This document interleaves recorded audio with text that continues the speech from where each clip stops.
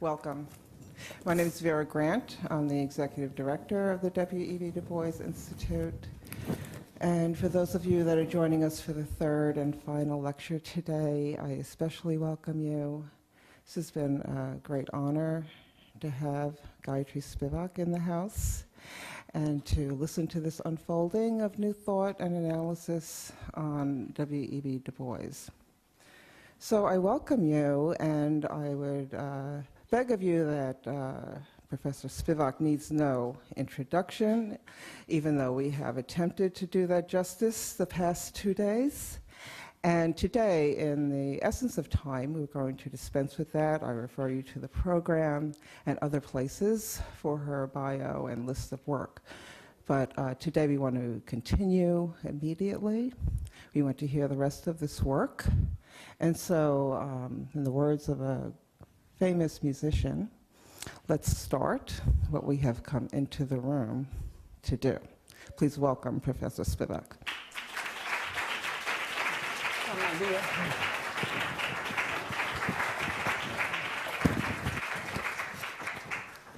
Okay, let's see how it goes today. Well, what I want to do is, I've started a few minutes before 4:20, and what I want to do is, now this is not the mic I'm using, right? So I can move it and talk to my other mic. Am I correct? Yes. What I want to do is try to get to the end, okay?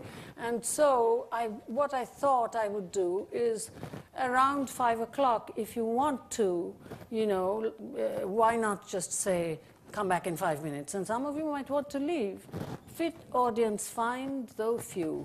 So I too have glaucoma. So this is not a Britlit crowd. There was a quote from Milton, and Milton had glaucoma, you see. So, there is, Abhishek is here, so I should say, you know what it's like, Abhishek, that I too have glaucoma? I eat beef because Vivekananda ate beef. That's fine. There's a very private Bengali joke on Indus here too. Anyway, I too have glaucoma, as it happens. So, you'll come, or not come back at 5 o'clock, and then I will hope to read all of it. Okay, I've been going slow. So, for those of you who were not here before, what I have tried to say in these 2 days is basically that the general strike is the site of a change from the subaltern speaking in the case of Du Bois, in the case of Gramsci also to an extent, but the proletarian more there, speaking in world historically, as it were, but through that site, the project is to create an epistemological shift to move from organized and justified self-interest to a broader concern of for the end of, this is now Marx, the end of exploitation as such rather than just exploitation for the working class of which I am a group. The general strike is, now I think what I would like to say here, and it is generally coded as economic and political. So, the way I'm putting it is not the way it's usually put. Those folks who say economics produce the general strikers are the ones who are perhaps not quite thinking about this necessary change for the group defined by economic suffering, class consciousness, let's say, into something broader, so that it's not, and I'll tell you a very strange thing. My former student, well, now he's dead, he's neither former nor present nor future, William Sampson, who was one of the Greensboro Five, actually got a degree medical degree, and then joined a union because it is a fool he was, because he felt that it was necessary to move from within the sense of job security, self-interest, into something more like the broader Marxist message, and the FBI shot him. Not only did they shoot him, they did not allow video evidence. It's a very peculiar story, unbelievably sad, unfortunate, horrible, tragic story. He's a wonderful man, young man, but also it relates to what I've been talking about. You know, this, the general strike, that's what I've been saying. Now, to an extent, I think what we have seen a little, and I'm trying to respond, I'm going to go into today's paper, don't worry. Anyway, Lindsay Waters, I hope, will publish. You know, if I were like a school teacher, I'd say, Lindsay, take a bow now. Lindsay Waters, I hope, is going to publish these, so in the fullness of time, you can read them. But nonetheless, I think I'm trying to respond to, you've been a very good audience, and I've had some really excellent and instructive conversation in this room with you people. And I think something that I've been seeing a little bit of, and I don't fault you, we all share this, we have to share this, is a little bit of a very benevolent, very sympathetic, very well-meaning, good. Please don't think I'm offering a negative critique. I'm with you here. This is the natural thing for our class to have. This is the best thing. But nonetheless, we have been I've been seeing a little bit of what I will call primitivism, yeah? You know, I was thinking of you, brother. They produced, quote, culture, you know, voodoo and so on. Or they had, I was thinking of you, if I see you've come again, I'm glad you came all 3 days. I was thinking of you, my sister, that I was thinking of the fact that, you know, that they already have this, this yearning towards worlding, and then the question, what's happening? Have you turned it on? A yearning toward worlding, and then the question, what is your evidence? I mean, the two don't go together. So I would say that to an extent, I am not, and I was thinking yesterday, should I not think about all the cultural stuff that's produced by the Indian Aboriginals? I mean, I didn't speak about them at all. I'm not talking about them. In fact, if I wanted to talk to you about them, I could speak about talk about evidence. I could speak about experience that is unmatched by any member of my class. I was the first Hindu to overnight in these villages, and they started to, male or female, and they started to show me things that otherwise is kind of commodified as their cultural, whatchamacallit, on their own. And my assistant from that area said, sister, I have never seen this happen. Okay, and so while they're tending the fields, they would go and come back and, you know, with the children. They're not like that when they're doing it for my class. You know, they wear their their costume and so on and so forth, right? So therefore, I'm not denying that. But I'm talking about something else. I'm talking about access to citizenship, which is a very different thing. And the double bind is that sometimes when you think about the way in which so-called democracy works in the countries where the subaltern has produced a great deal of culture that we ooh and ah on and write about, etc., you will see what I'm talking about. That's why I was as I was. So I would like to say that although this is not a denial of the cultural excellence of Aboriginal history, and this is certainly not a denial of the fact that in suffering and privation, quite often, in fact, I quote myself, those who have nothing give everything away. This is also part of my experience, and I could tell you many stories that would be really amusing here, but I really ought to get everything read today. So I've been thinking about the best of some of the responses, and this is something that I would say to that, somewhat a tendency toward this. So I'm much more interested in the double bind. First of all, the citizenship, which involves remember what I said about the woman who was not going to government hospital to get for the delivery of her child yesterday. So that the citizen can feel, and here again I can tell you many stories, with follow-up, because of course it is the rural gentry who are against them. The citizen can feel that the state is theirs to use. They can't feel, as we ought to feel, that it is our servant. But because that won't happen in one generation. Even we can't feel that. Sometimes we behave as if we're in the presence of a king if the president is in the room. But the thing is that this thing, I'm talking about in Du Bois, in Gramsci, the word exists, the idea, the relationship, and today it's more important because today what we have is contemporaneity. In globality, the world is contemporaneous. So all those old grids like modernity and tradition and colonial and post-colonial, they won't work anymore too well. All right, so in that context, I'm talking about what people like Du Bois and Gramsci already thought about as that second pole of the site of the general strike, citizenship. That is to say, to be able, now everybody goes on and on, like I said, about hegemony in Gramsci, and I don't like people reading Gramsci in that way, so I think I've made some people feel that I was too much of a softie because I was talking too much about Gramsci's life.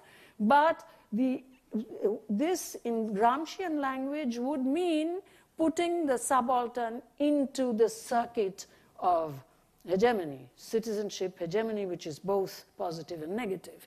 And what I have been saying is that Du Bois, in saying that this what they saw was what they performed, those 145,000 Negroes, it was a general strike.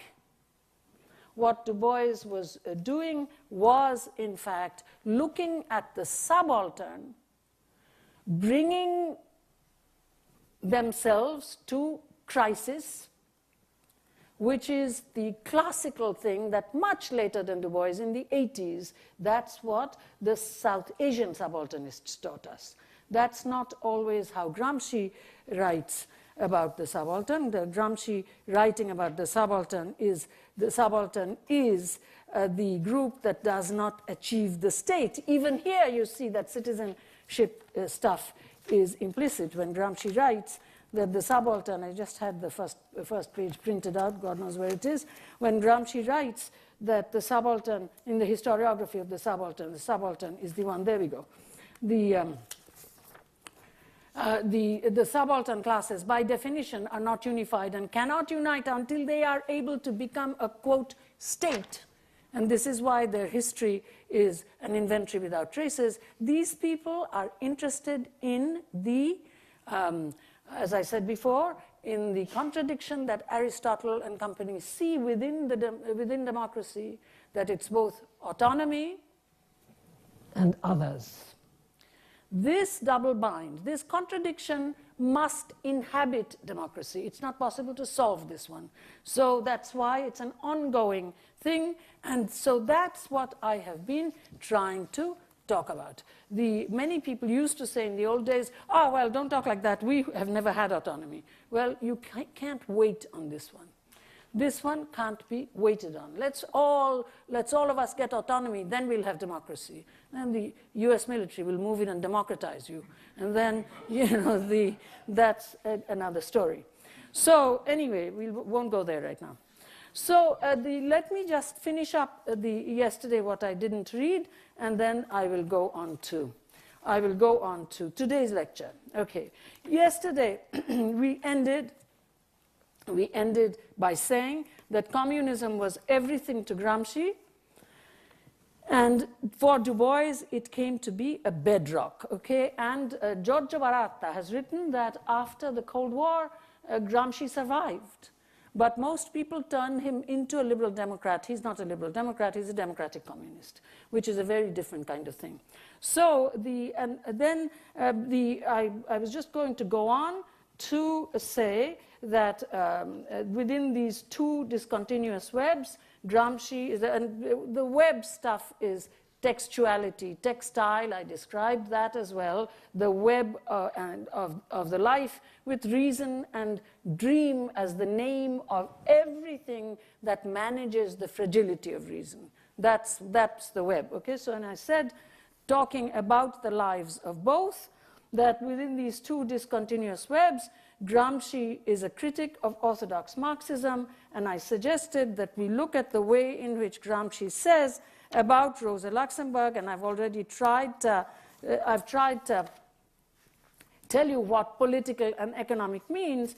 Gramsci says, on the subject of parallels between, on the one hand, the concepts of war of maneuver and war of position, and this I cannot now explain, it doesn't have any relationship really to Du Bois. In a sense it does. War of maneuver is where you move from whatever position you can have. You just keep moving, keep moving. It doesn't have a regular strategic pattern. And war of position is when you come right before the decision-making position, and then you shoot. You don't just keep moving here and there in order to get there. It's a fantastic kind of advice, which most of us who have done anything, even in the academy, know that this is not bad advice. So Gramsci writes, on the subject of parallels between, on the one hand, the concepts of war of maneuver and war of position in military science, and on the other, the corresponding concepts in political science, Rosa Luxemburg's little book should be recalled.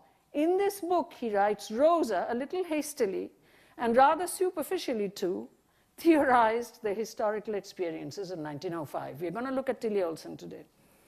She, in fact, disregarded the, quote, organizational elements which were far more extensive and important in those events than, thanks to a certain economistic and spontaneous prejudice, she tended to believe.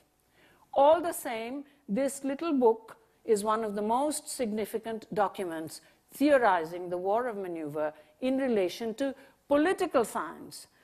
Unfortunately, her view was a form of iron economic determinism, with the aggravating factor that it became a historical mysticism. This is Gramsci's comment. I read it in English translation about Rosa, and I just told you what the shorthand political and economic mean here. Okay, she is economistic. She didn't realize that political something has to be done. Now, I'm not going to read everything that I wrote. I must just simply say that I have to give you some quotes from Gramsci, and then we move on to Bamako. Okay.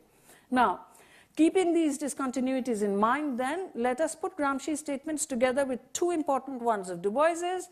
If Gramsci says Marx's project is epistemological, Du Bois modifies him from the outside. He's not inside communism enough. So, Du Bois writes, it must be borne in mind that 9/10 of the 4 million black slaves could neither read nor write, and that the overwhelming majority of them were isolated on country plantations. Any mass movement under such circumstances, very well-known sentences, such circumstances must materialize slowly and painfully. So this has to be, this, as I said, the first 2 days, this should not be put in the frame of correct or incorrect. What we should see here is that what Du Bois is saying is, in spite of this, they could do it. The subaltern studies folks have studied that stuff about chapatis and so on during the First War of Indian Independence, the 1857 mutiny, etc. As to how this is done, that's something else. But what Du Bois is trying to say here is that do not give me the model of how proletarians do general strikes in European cities. He knew the one about London, he also knew the one about St. Louis, and he was, in fact, a communist. But what he was trying to say is that the African subaltern, although these were the problems, did it. Okay, so, and then I have already read the passage to you about the communicating with the stars, so I'm not going to read that. And for Gramsci, there are two things that I will read. I'm not going to read the text that I have written. One of them is where Gramsci says that Marx's project is not just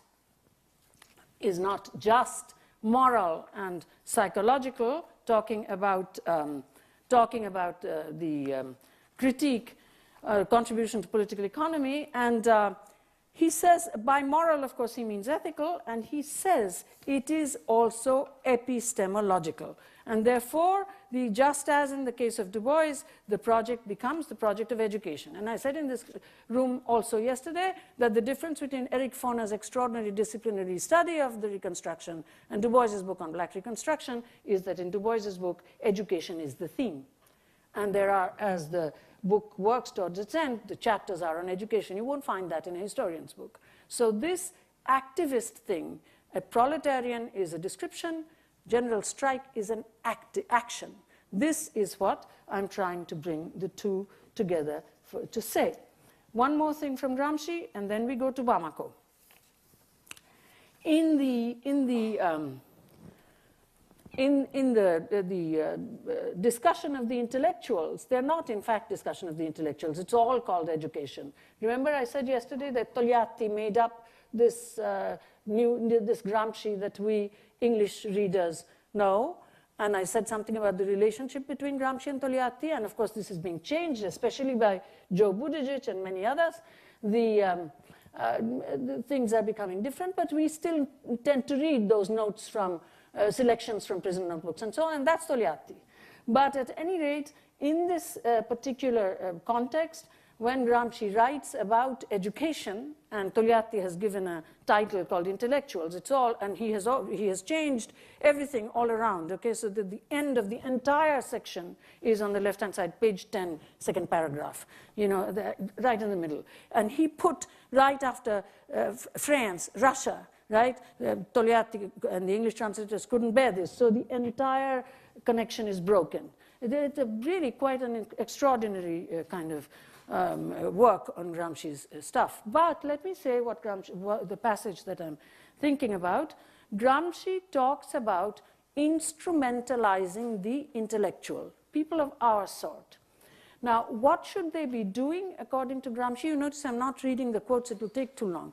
What should they be doing? And Gramsci uses the phrase, you know, these days we say assalamu alaikum. We don't do namaste anymore because we're against fundamentalism. But at any rate, what Gramsci says there is that the intellectual should enter into a master-disciple relationship, okay? Talking about clearly the master-slave dialectic in Hegel, and this is completely butchered in the English translation. What he's saying is, who is the teacher? The teacher is the conditions of the environment, okay? It's the master as disciple, okay? Very clearly put. That's that learning to learn from below. You don't walk in with assumptions. You don't walk in with assumptions. You learn as the intellectual who is given over to this kind of project, the new intellectual. You are instrumentalized. Now, as to whether this can happen is not my point here. I'm talking about the similarity between these two men. So it's no use asking for my opinion. But so you go in there in this way, and it's a master-disciple relationship. So it's not, therefore, the organic intellectual, as I said last time, has nothing to do with the price of eggs, because the organic intellectual in Gramsci is organic to the mode of production, right? And it's not organic in the sense of blood, and it's not an organicist metaphor. It's organic in the sense of organon, that is to say system, right? So the person who is organic to capitalism will be the organic intellectual of capitalism, and I could name you a few, and perhaps I am too. So we are not necessarily good because we are organic. So the idea that the organic intellectual is a wonderful thing, and so therefore it's a word of praise for anyone, it's not really altogether Gramscian. The organic intellectual is organic to a specific mode of production, so that the slave mode of production can have organic intellectuals, and they have had them. So that's what I was going to say. Now, neither Du Bois nor Gramsci had described the continuing and necessary process of subalternization, the excess that kept their adherents to the Enlightenment project of the public use of reason moving. In the time left to me today, I will look at two more contemporary artists who have dealt with such excess. I will not look at economic subalternization. That is really not the project here. Remember, the code word is political, then broken down, it's education. The socialists could imagine its end, the end of economic subalternization, but it didn't work. So, in Abderrahman Sissako's film Bamako, I will look rather at the necessary subalternization of tradition. Remember, they made good culture. Subalternization of tradition. They are museum people, full of goodwill, whereas we want the latest on the internet. And here, Hart and Negri, with their digital idealism and their unmediated cyber literacy and so on and so forth, very poor news. Anyway, so in Abderrahman Sissako's film Bamako, I will look rather at the necessary subalternization of tradition and what Samuel Eisenstadt has called multiple modernities. If you think of the fact that globalization is contemporaneity, then today we have to acknowledge the diachrony of many modernities, and it's not because this modern now looks a little bit like Indian dance, and so it's an Indian modern. No, it's not a culturalization of the idea of modernity. It's to see that there are many different lines which have come with capital as the abstract as such into a situation where we are indeed in contemporaneity. This is a different way of thinking from yesterday. So when you globalize your curricula, the idea is not the Chinese opera today and Balinese cockfight tomorrow, so it's like a circus. It's not like that. It's how do we change? That's the globalization of the curriculum, because this is a very old grids are not going to work. So anyway, the Bamako. This is a revision of the vision shared by Du Bois and Gramsci. We are caught in a different web.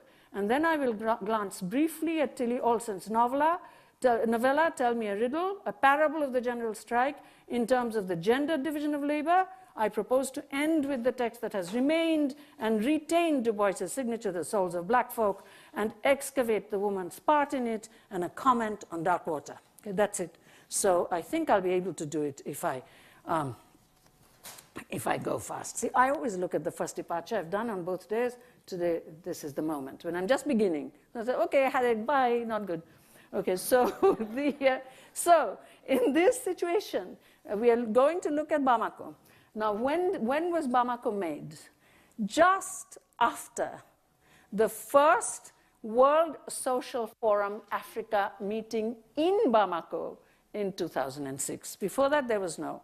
Now, the thing is, the World Social Forum is also the site of an untrammeled feudalist exuberance on the part of the morally outraged middle class. I've written a great deal on this and given many, many talks, so that the European attack alter globalists join up with the benevolent feudal sector without in the global south. Did someone object? Don't kill me. I said this at length to the real attack folks in Berlin in the room where Hegel taught, and boy, that was a day. But at any rate, so the idea is that this kind of incredible kind of visionary expectation from the World Social Forum, this is not shared by, I think his name is pronounced Leite. I've never met him. You know, the guy who's written the most wonderful little book. Is his name Leite? Jose Leite? That's what I'll... Huh? Leite, thank you. But I've read the book very carefully. He is aware of the problems inherent in World Social Forum. That's a very nice thing to read before one starts jumping. There are problems in that book, okay? One of the big problems being, and is there a Mumbaikar here? Anyone from Bombay? No.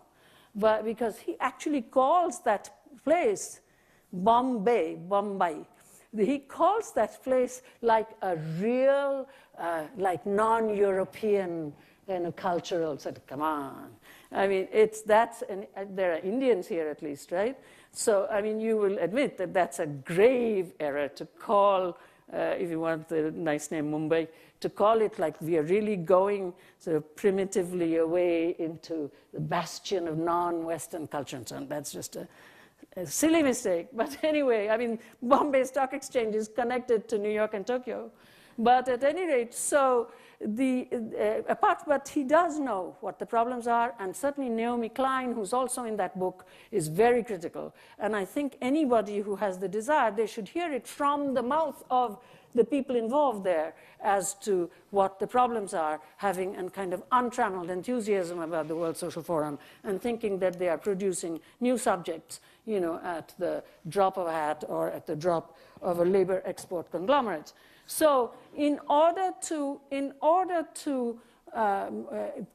question this, I want to look at a few clips from Bamako. And then I can read today's after the break. How do you like that? Okay, so Bamako is a film where Sesako is trying to show us the difference between those who are continuous with the European Enlightenment in the other places of the world, right? Okay, those who are continuous with, in Africa, with the best of the European Enlightenment, and, quote, the people, unquote, so-called, okay? And he also wants to take a distance from, let's say, the musical sort of rock-type crowd who are recognized all the world over as working for the music is wonderful. I have no objection. I'm not a Puritan. But what Sesako does, as you will see as soon as we start playing the clips, he puts outside of the frame of the film, you know, the word Bamako comes on after these two people have been looked at, outside of the frame of the film, which is a judgment of the World Bank by an African group with some white folks in it. He puts outside of the frame the magnificent dynamic singer, you know, who is more like the kind of Bono thing. She's not singing that kind of stuff, but nonetheless we can recognize her as someone who can fit into, who can be picked up by that crowd and used for the World Social Forum type stuff, right? She's outside, and outside also is the traditional healer. I'm saying all of this so that when we look at the clips, we'll see what's going on and I can make an end. So the traditional healer is also outside of the frame. Now, the traditional healer is a very interesting character, the traditional singer, because the African folks among the judges, including their African attendant, of course, wants to follow the democratic procedure, quote unquote, of how a court of law operates. And so the traditional singer comes in, and the judges speak in French, and they're African from Mali, and then comes the attendant who translates and tells him, you speak in place, this is not your moment. And then, unfortunately, somehow in cutting, the English subtitles have not traveled. Most of it is French, but this part, when he talks, he says some very beautiful metaphoric stuff. He says the hen has his time to speak, her time to speak, and the goat has his time to speak, etc. They're very lovely. But anyway, he leaves. And then you'll see in one of the cuts, he comes back, and Abhishek, have you heard me discuss this film? Okay. He comes back, and he really sings fulsomely with a kind of fly swatter in his hand. But what Mamadou Diouf told me, perhaps in this room someone might contradict that because this is not my own primary expertise. Mamadou Diouf told me that the words that he sings are not immediately comprehensible to all the Africans sitting there. It's a special language which is in the singing. I can imagine that. I mean, terrible Sanskrit that the preacher is uttering, that the priest is uttering, is not comprehensible to everybody who's sitting there, especially if they're subaltern. But at any rate, therefore, that's a kind of undecidable moment, because he might very well be simply saying, why didn't you let me talk?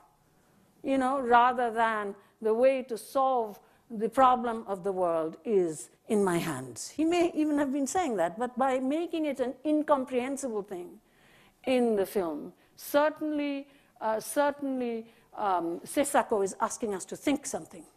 So you will see the difference. I'm not going to show all the clips that are together there. But then what I want to show you, which I don't normally show, is that Sesako also gives us, it'll be very interesting when we read Dark Water to see what Sesako is doing.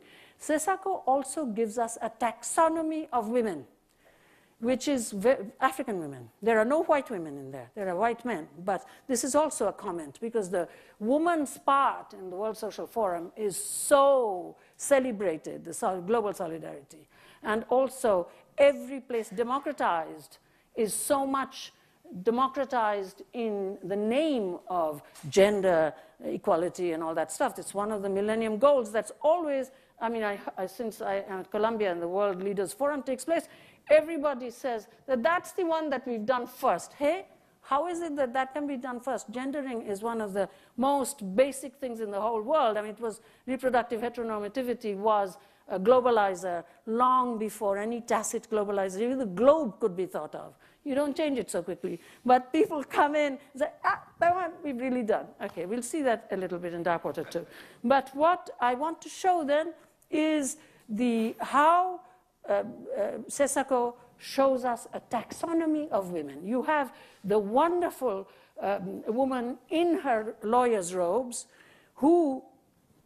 European lawyer's robes, who speaks and who says, by this robe invested in me, I say to the World Bank. Okay, that's a good thing, wonderful thing. And then you have, I haven't been able to get all of them because some didn't open.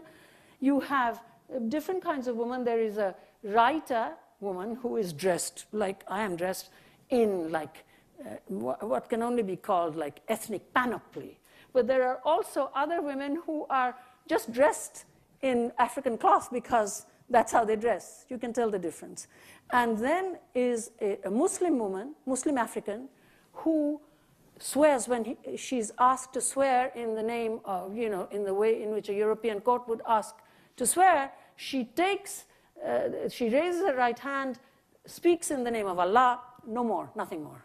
So you figure it out. But certainly Sesako, Abdurrahman Sesako, right? So he's not an outsider. So he is giving us this taxonomy of women. I want to show you that. And then I will make an abrupt end simply to say that the real point then is the difference between resistance, organized international civil society resistance, and the people. That's quote unquote.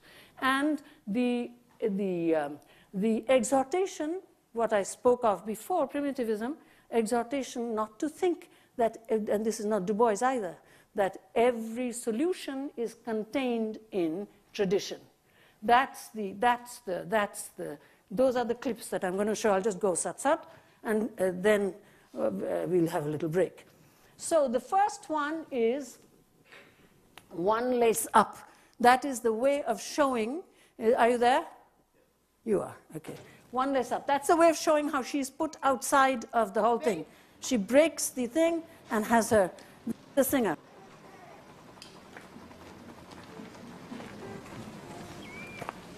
See, she's called him. Is the sound coming out? See, this is her part right in the beginning. She calls one of the judge folks, one of the court folks, who ties up her thing, and then the court can start. So she's clearly put outside of although the story is her story, she's treated with sympathy. Okay, then that second one is the dismissal of the traditional healer. You come at the wrong time. See what he's saying, the hen has her place and the goat has his place. And here's the discontinuous African. And here's the continuous African. The guy.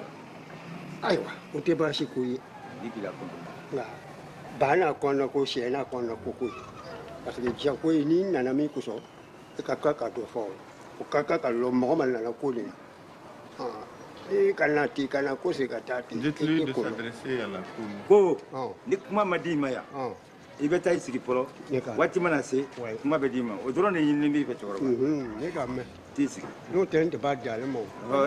Then you come. And then there's the face of the judge, which is just fantastic. D'accord, merci. Dakar, you see, that's also the African judge speaking, right? Because he hasn't understood much of anything. Okay. All right, so, and then comes the film. There are these two things. One is Bay, and her thing is tied, and the second is this Dakar, merci, and he leaves the scene, and then we have the film announcing itself. It's where the credits are, where the title is chosen, where it is placed. That, as we all know, it's a very important moment. Okay, then this is, I just want you to see this, to see how dynamic and wonderful she is. She's used for promo. She's, you know, that world community of singers. She can be. She's a wonderful one. But that has nothing to do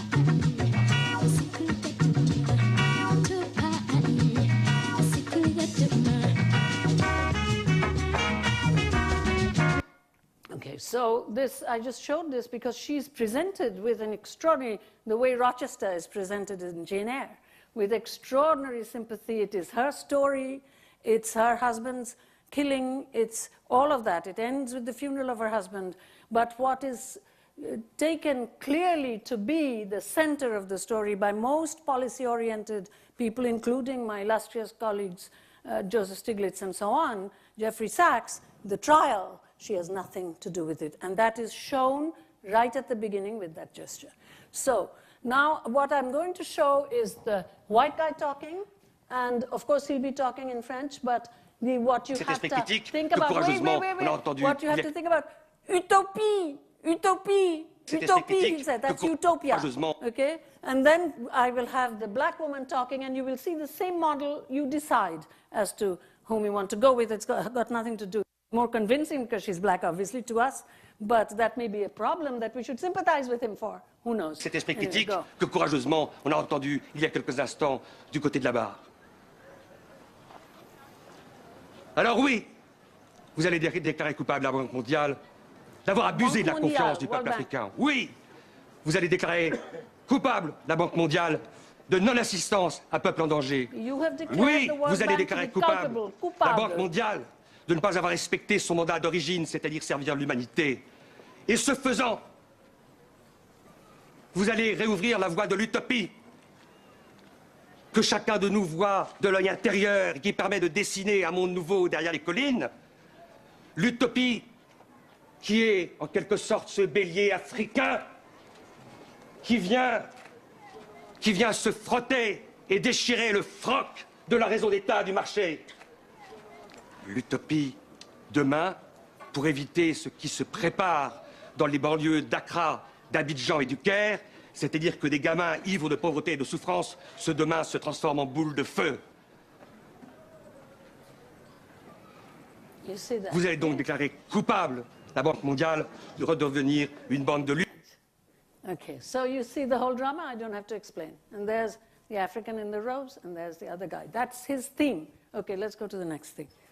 Oui, Monsieur le Président, l'ajustement est un mal organisé, structuré, administré et inoculé à nos peuples. Ce mal, Monsieur le Président, c'est le cynisme de la dette, le cycle vicieux de la dette.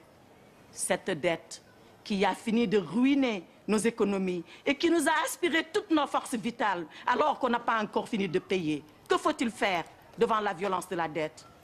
J'entends les latino-américains. Ils nous ont dit, Monsieur le Président, la deuda es impagable. La dette est tout simplement impayable. Oui, Monsieur le Président. Elle est impayable parce qu'elle est illégitime. Elle est impayable parce qu'elle est violente. Elle est impayable parce que tout simplement, elle est insoutenable. À la violence de la dette vient s'ajouter le bradage de nos biens publics, de nos services publics, de nos services sociaux de base, la privatisation. Après avoir privatisé la santé, alors que entre juin et septembre 2005, 42 000 personnes sont mortes du choléra, cette maladie du Moyen-Âge qu'on croyait à jamais éradiquer de nos villes et de nos campagnes. Mais qu'on n'aille pas plus loin, Monsieur le Président. Ici, dans cette chambre, gît et gémit un malade. Entendez-vous sa complainte? Elle m'est parvenue aux oreilles. Okay, et nous privatisons la santé. Ce n'est pas fini. Want me to continue? Okay, fine. All right, so then what I have here, don't do anything yet. I'm not going to show the taisez-vous and the loudspeaker, okay? I'm just going to show the healer singing, again, shown with a great deal of passion, but as I say, if you are actually looking at it in terms of some understanding of what's going on, it is not really something that's playing a decisive role in the proceedings. Okay, carry on.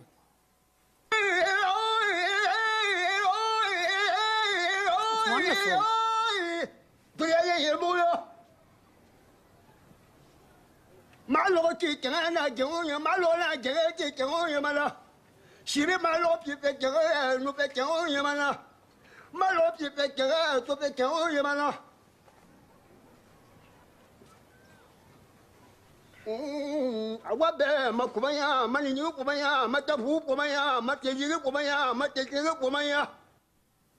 Okay, so you've got this. What I want now to show is that you get a sense of what I'm talking about. Then in these two, the taisez-vous and the loudspeaker, it's what we see is how the loudspeaker is turned off by the young men of the place who are completely uninterested in the World Bank or anything. They're the ones who are really ruining the economy, but I mean, not in a big way, macroeconomics, but nonetheless, they don't want to hear all this. Even when the Africans are speaking, they've had it. So one of them stands up, they're talking about the sale of guns, and one of them stands up and turns the thing off. So what I want, why am I spending so much time on this, and I'm losing my audience one by one? Because Du Bois is in the middle of the 20th century, 1935, right? This now is 2006. This is a film made by what Du Bois would call a black European in that Alain Locke volume essay, to comment on the fact that this kind of project of producing the subaltern intellectual in itself is not altogether enough. And we'll see that Du Bois also knew it somewhat. So this is why I just want to show an African statement in order to go into the women's part before this is not the only African statement one could show, but this one is useful for me. Okay, so I just want to show the next few clips, which are just women, a different kind of women, and then then we want to break for a little bit, okay? Unless you want me to continue, which I also can do. Okay, let's see the African Western. Okay, now see, this is the most pathetic thing. When you see mother and daughter smiling, this is a film within a film. It's an African Western while all of this is going on. With Danny Glover. Deux qui sont tombés.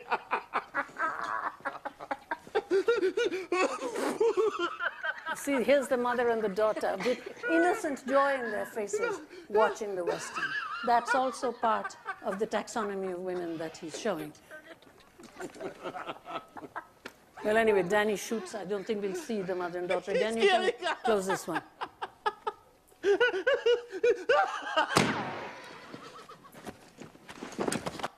Okay, so that's one. Then the next one is this woman. Unfortunately, I didn't get the sound, but you can see what I mean here.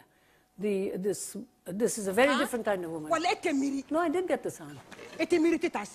ninta bu famuya ira flekan la jeke adaka dini nawo foka tese tekenu nundo yi She's not fighting in the court.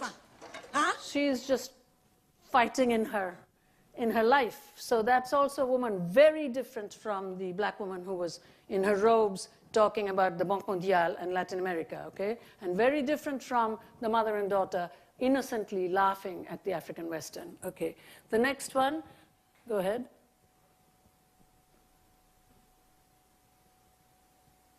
I think here you will see, go ahead. I think here you will see the writer person, just in a flash. La filière cotonnière est une filière This is the voice of the writer. De toutes les manières, les prix des produits aujourd'hui qui nous viennent de Chine, avec nos textiles qui sont copiés, il n'y a pas d'enjeu majeur pour nous dans ce débat sur le coton.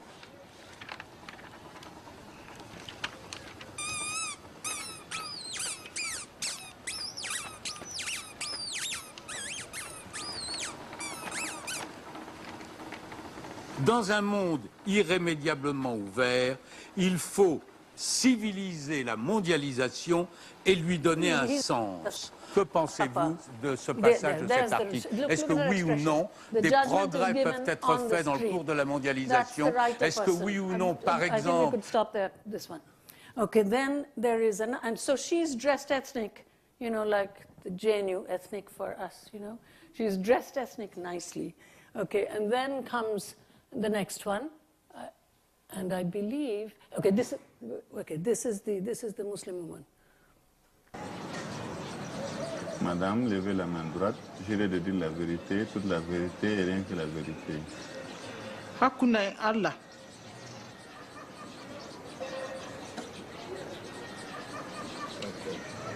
That's it. That's it. Because the guy says in French, nothing but the truth, and so on, okay? And she speaks up and testifies in a Muslim voice. Nothing. It's a kind of, it's the only one who's cut off like that. Okay, then.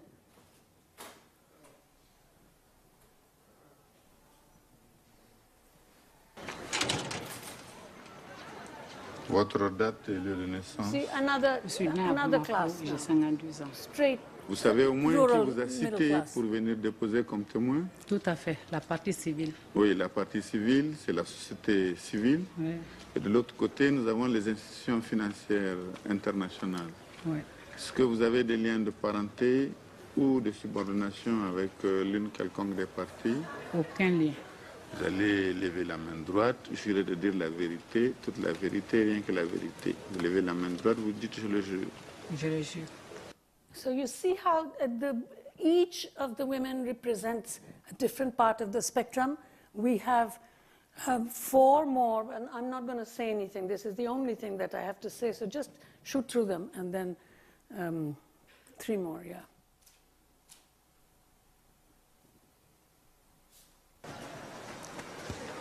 Kukaka pisole tunu. Enquêteur donana. Asigali nunu. This is, I think, the wedding.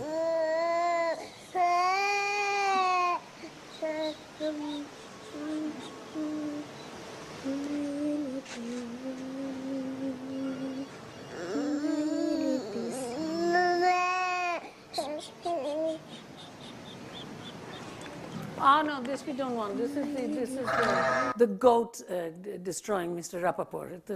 It shouldn't have gotten in. Okay. Tipma Mariam fenefe. Ni kon be feninga bay be mi muso de fe. Ntani konte.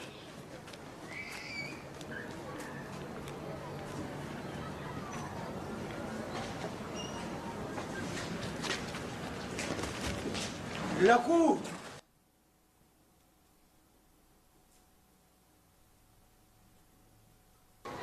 Que vaut mieux la mort.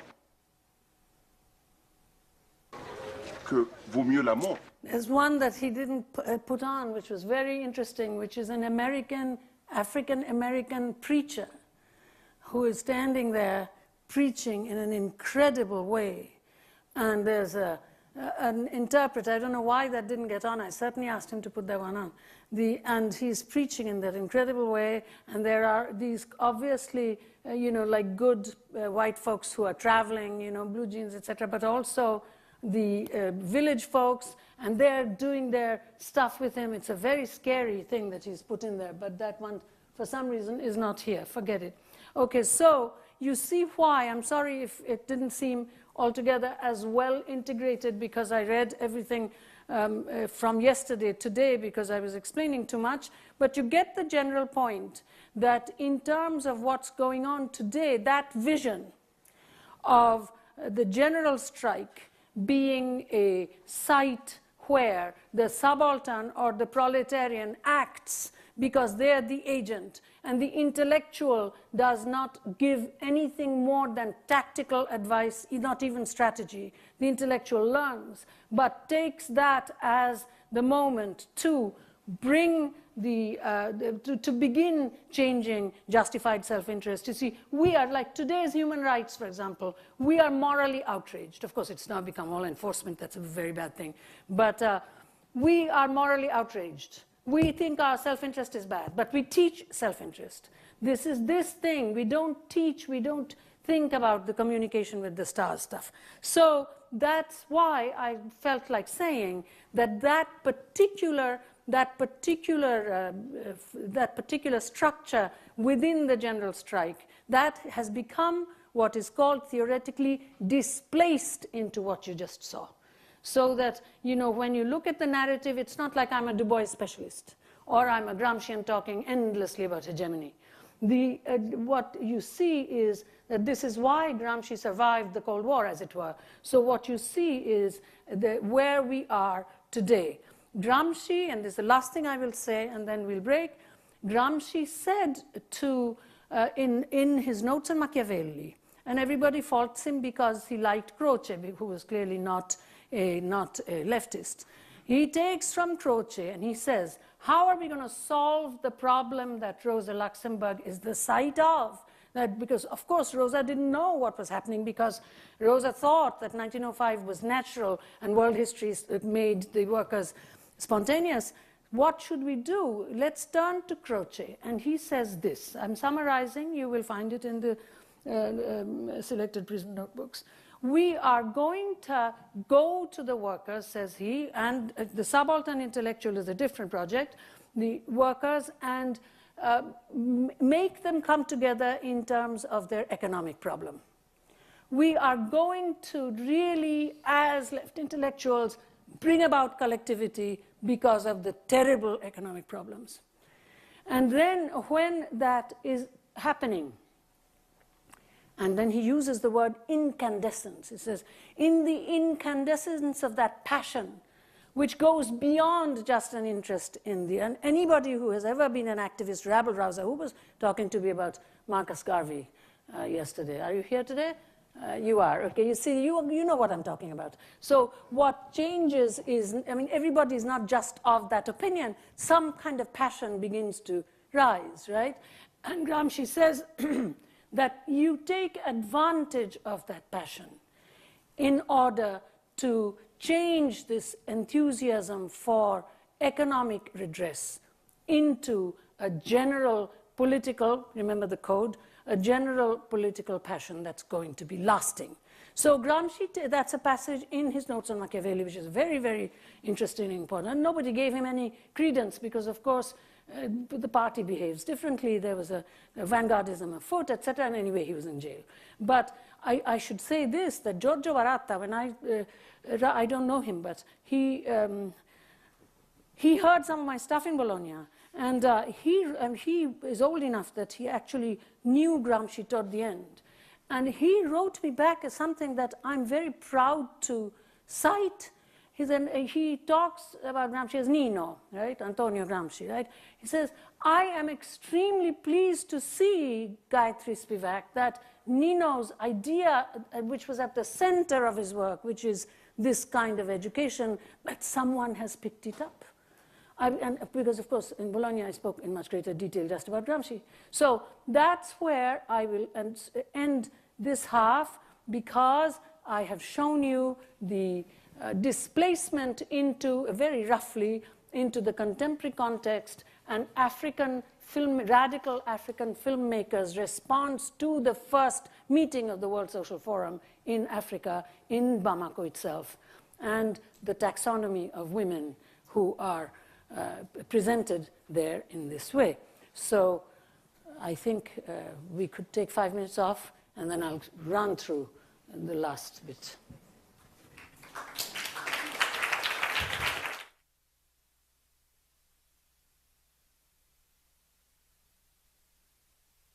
So many people left. When people leave, I feel so sad.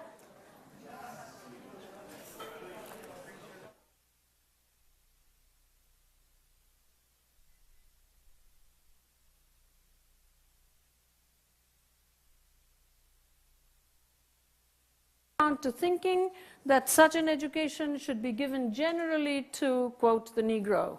Otherwise, by way of his well-known remarks in 1948, I quote, "When I came out of college into the world of work, I realized that it was quite possible that my plan of training a talented tenth might put in control and power a group of selfish, self-indulgent, well-to-do men whose basic interest in solving the Negro problem was personal."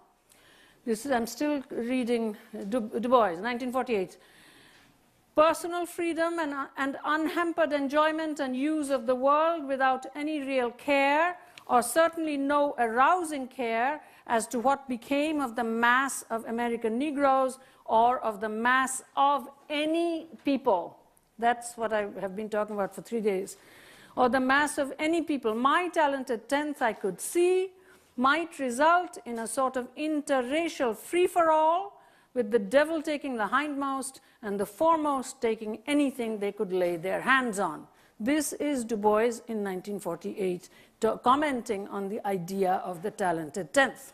So there is some idea there of the subalternization, although it's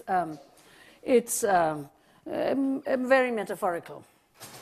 As I said the other day, Freire, about whom I've said other things too, but that insight without a pedagogy of the oppressed become sub-oppressors. It is the overdetermination of the general strike for both Du Bois and Gramsci. Remember overdetermination. I haven't been talking about the classical Freudian formula, but you can see how it's going, especially if it's printed. It is the overdetermination of the general strike for both Du Bois and Gramsci. How to move the subaltern from justified self-interest into an impersonal interest in, finally, social justice as such. In the passage that I have just read, the first democratic double bind is articulated, shared certainly by Aristotle, between merit and community. Everything cannot be leadership training. Let us move now to the text of a woman involved in the grand experience of the general strike in the Russian Empire. She puts Du Bois's and Freire's double bind in the mode of a command to the reader, a command to involve herself or himself in the weaving of the web of the text of the novel, for that is the concern of the dying woman in the text. "Tell me a riddle," the book says to us. And we enter into the world of the book and encounter a woman who has encountered the riddle. "Speak to me," says the book. "Tell me a riddle" through its title, since the character is only a fiction. With a little imagination, we can think that the book wants riddles that we already know, but are able to recognize as such only by the book's help, so that at reading's end we have been taught to construct our own, see them perhaps for the first time. This is why a society must teach its young to read. We can also understand tell in a strong form, meaning not only recount, but count and render the sum or a solution, as in the modern bank teller. Find me a riddle, reader, and solve it for me. This is how political fiction behaves, and we'll come to Du Bois, right? It finds a way in its rhetoric to involve the reader in what is called focalizing. Do this for the text. Shifting the focus to the reading work. I will show how Souls of Black Folk invites the reader to focalize. Olson and Du Bois share a dilemma. Activist success can result in self-absorption and self-interest. In Olson, a woman touched by a concern for humanity is not allowed to do anything but play out the stereotype of a wife, mother, grandmother, a fiction. For Du Bois, men and women engaged in a strike against the plantation economy are not allowed to do anything but play out the stereotype of nice ex-slaves. Is this a fiction? I've had the good fortune to discuss this with Claude Steele, Columbia's new provost, who works on stereotypes.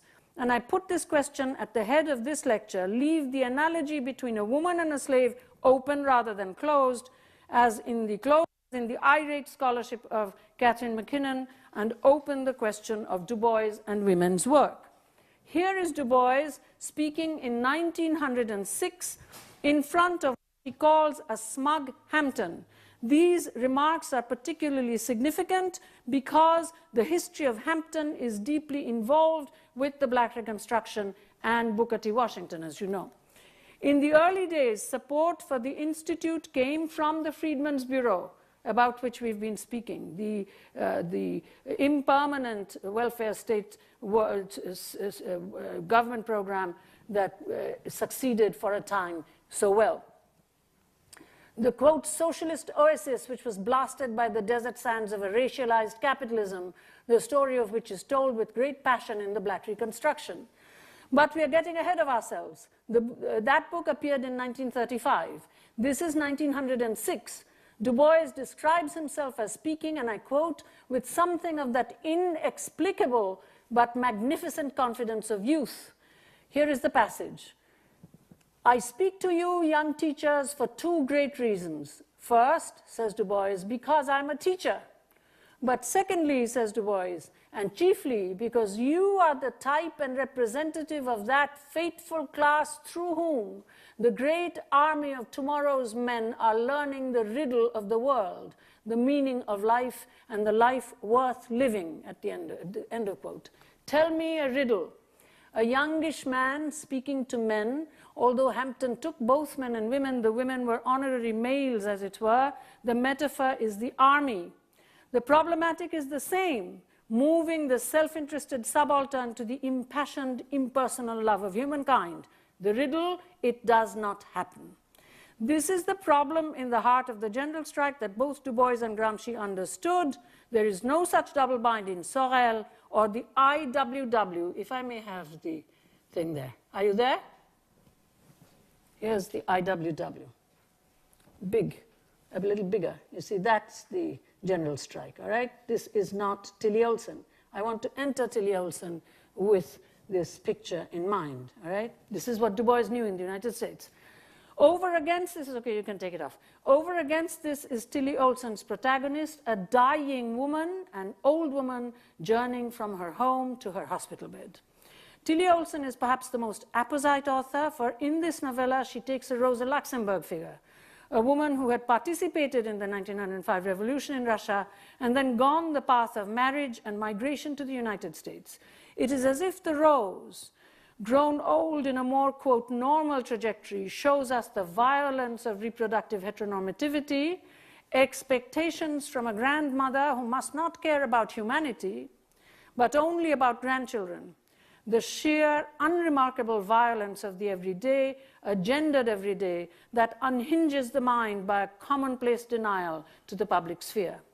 Her faith in progress, in a double bind with individual death, is not groundless because suspended from a metaphor, and should be understood in terms of the double bind of a gendered violence that also spells love and social reproduction. It's a double bind, a gendered violence. I mean, we are in a double bind with it, and it doesn't matter whether we are queer, whether we are transgendered, whether we are straight. It's this, if we love our mothers, we are in a double bind with it. The reproductive heteronormativity, it not only is not undone, it should not. If we hate our mother, we are in a double bind with it. This is a very peculiar thing. So, as the double bind of a gendered violence that also spells love and social reproduction, as the protagonist moves toward death, Olsen weaves passages, sometimes dreamlike, that lay out this conflict poignantly. She is scolded because she has scared her son-in-law, the rabbi, Hannah's Phil. At once go and make them change, she says. Tell them to write race human, religion none. And then the husband's response, Look how you have upset yourself, Mrs. Excited over nothing. The killing cancer described her as being able at last to live within and not move to the rhythms of others, as life had forced her to, denying, I'm still quoting, denying, removing, isolating, taking the children one by one, then deafening, half-blinding, and at last presenting her solitude. Now he was violating it with his constant campaigning, sell the house and move to the haven. And then right at the end, what she's thinking, hunger, secret meetings, human rights, spies, betrayal, prison, escape, I still quote, interrupted by one of the grandchildren. Her breath was too faint for sustained speech now, but the lips moved. As a human being, responsibility, dogma dead, war dead, one country. This is a very different kind of thing from the picture we saw. In 1994, in Politics of Friendship, Derrida makes the useful comment that European political philosophy has allowed woman entry as honorary males. I'm suggesting that becoming an academic, like becoming a nun in the European Middle Ages, was one way of becoming an honorary male if one could afford to ignore these kinds of questions in public, having access to a certain kind of public voice. This is why I use the description for the serious, motivated, intelligent young women. There are some pictures in my hotel. Serious, motivated, intelligent, sweet young women, a handful among Du Bois's audience at Hampton in 1906, the very same year that my great-aunt Sneholata Majumdar was becoming the first mathematics graduate of the University of Calcutta. On a less sublime register than Derrida's honorary male, I might add here, she thinks Antigone is an honorary male, I might add here that the injunction to be unisex in the academy, in spite of the small gains of women's studies and queer studies and transgender studies, has not disappeared. In the usual everyday sexism of academic conversation, which is all the time, everywhere, except for the pieties of gender studies groups, in the usual everyday sexism of academic conversation, I think of Rosa Luxemburg, a writer of books that changed left thinking all over the world, a participant in huge international debates. She did not make the grade because no institution protected her. The final abuse from those who killed her was the usual gendered words floating up, not a political opponent, but a whore and a slut. Even as we speak, that's what they said to her. Even as we speak of feminist work, we bracket much so that we can just simply present the ideas as if they were just content in a philosophical vacuum. Du Bois's personal sexual politics was as badly gendered as that of most smart, good-looking men I have known in a long life. To change that is a question of hands-on primary education that is not directed only toward leadership. And I'm not moved by feminists saying, oh, he was such a wonderful male feminist, etc. Sorry, sir. In this case, the personal is really political. You cannot treat women as objects of that sort of stuff. And I'm a pre-AIDS 1960s feminist. I know what we're talking about. To change that is a question of hands-on primary education that is not directed only toward leadership, male or female. I myself have been engaged in this for 25 years, and therefore it would be another kind of lecture which would double back onto the themes of lectures 1 and 2. I will not go there today. I will add that, as most of his sympathetic readers know, Du Bois had a concern for women that has been a part of the mindsets of liberal men since the European 18th century, if not earlier. Add to this the special concern or unconcern for women that one sees in the African American tradition, starting with the scenes of women's whipping that are clearly primal scenes in the work of Frederick Douglass. Throughout these lectures, I've been trying to follow the rules of reading for use, and in that spirit, I suggest that the question of woman in Du Bois has to be excavated through paying attention to the rhetorical structure, the dream work of his writings. I turn first to the souls of black folk. Please remember that this is not an account of the book at all, but a following through of the rhetorical outline, which will spell out the instruction or invitation to the reader to focalize. It has been noticed by reader and scholar that although the person who made the CD, on the cover he says that at the end of each chapter. No, it's at the beginning. These are the epigraphs, right? Craig Harris, somehow the CD cover says at the end of each chapter. Wasn't he looking? It has been noticed by reader and scholar that the first 13 chapters of the mixed genre collection called The Souls of Black Folk, contained, curiously, a verbal text by a well-known member of white Euro-US culture, and a line of notation giving an excerpt from a spiritual, a double epigraph. In Du Bois's language, a sorrow song where the verbal text is not quoted. The sorrow song is not quoted, just the notation. As Eric Lundquist has pointed out, these notations are actually taken from existing collections. And as Craig Harris has noted, it's not the hymns themselves, since some of them can be traced back to England, I quote, but it's what enslaved Africans did with them. That aesthetic, that spirit of possession, that is the key here. Rhetorically, however, they are an invitation to the presumably white US reader. You remember the note to the reader at the back of the book. The presumably white US reader to, quote, perform the sorrow song in the anonymity of subaltern possession. Only the tune. Only the tune. Rhetorically, a bar of notation is an invitation to read the music as music. If political fiction is actively political insofar as it finds a way in its rhetoric to involve the reader in focalizing, shifting the focus to the reading work, this is where Souls is active in its politics. Dream work. Let us see how the narrative conceals its trajectory even as it works to supplement the imperfect reasonableness of its waking text. Whatever that overt burden, here the text translates, transforms, transfers, and re-territorializes a performative element of subaltern Negro life, the tune, into elite performance, the reader with the invitation to read the music, no words. The reader must focus his or her voice, even if silently, and perform what has for so long been a subaltern performative. If you cannot read European notation, you cannot participate in the text. But this is not all. Chapter 14 brings the sorrow song out onto the stage. It now shows the latent rhetorical movement of the text in a more manifest fashion. The burden is to bring the performative to performance play as a successful narrative in the last chapter, the title of which is the sorrow song. So slowly through these chapters, it emerges into the waking text, as it were. The verbal text in the epigraph there is, I walk through the churchyard to lay this body down. It's not, by contrast, a Euro-US text, verbal text. And at a certain point, Schiller, for example, or Simmons, and so on and so forth. No.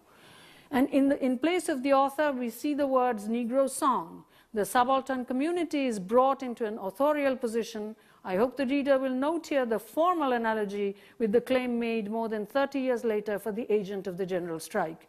And then we get the bar of notation which matches verbal text to music. That's all done. But all in the 13, the invitation to focalize is very different. You wonder why. As Du Bois